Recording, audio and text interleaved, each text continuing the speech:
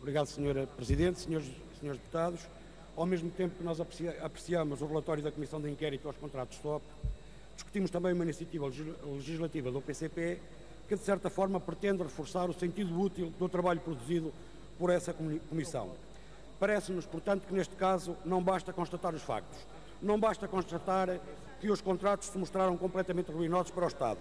É preciso ir mais longe, é necessário tornar esse trabalho mais consequente, porque ainda estamos a tempo de colocar um travão aos milhões e milhões de euros que os contribuintes continuam a suportar com esses contratos.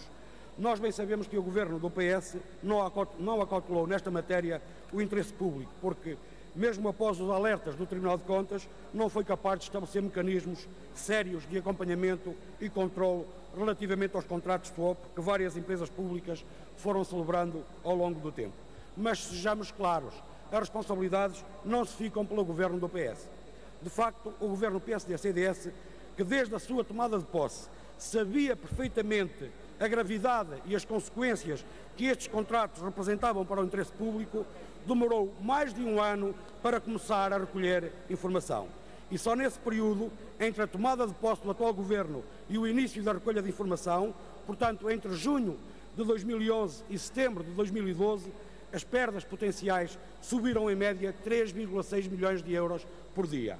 Acresce ainda que, depois de obter todos os dados e pareceres, o Governo PSD-CDS acabou por decidir negociar com os bancos o cancelamento de uma parte desses contratos. Foram mais de 1.000 milhões de euros que esse negócio custou aos portugueses.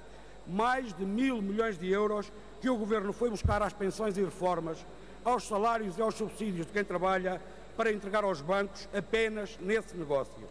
Mas esta gritante injustiça de emagrecer os portugueses para engordar a banca seria uma inevitabilidade ou foi uma opção do Governo? É claro que foi uma opção.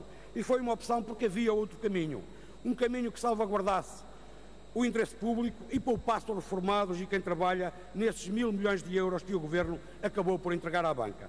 Como refere a consultora jurídica Cárdigos no seu parecer que consta do processo, a nulidade dos contratos swap especulativos podia ser arguída a todo o tempo e provocaria a destruição retroativa de todos os seus efeitos, inclusivamente a restituição de tudo o que tivesse sido prestado no âmbito de contratos nulos.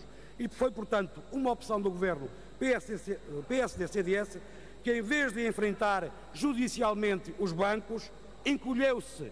Em vez de enfrentar os bancos, encolheu-se. Preferiu entregar mais de 1.000 milhões de euros à banca que os portugueses tiveram que suportar com o cancelamento desses contratos. Foi uma opção, como aliás continua a ser uma opção, sobretudo para os contratos que ficaram de fora desse negócio de cancelamento. É por isso que os Verdes consideram que na afirmação do interesse público o Governo deverá seguir outro caminho que não a negociação com os bancos.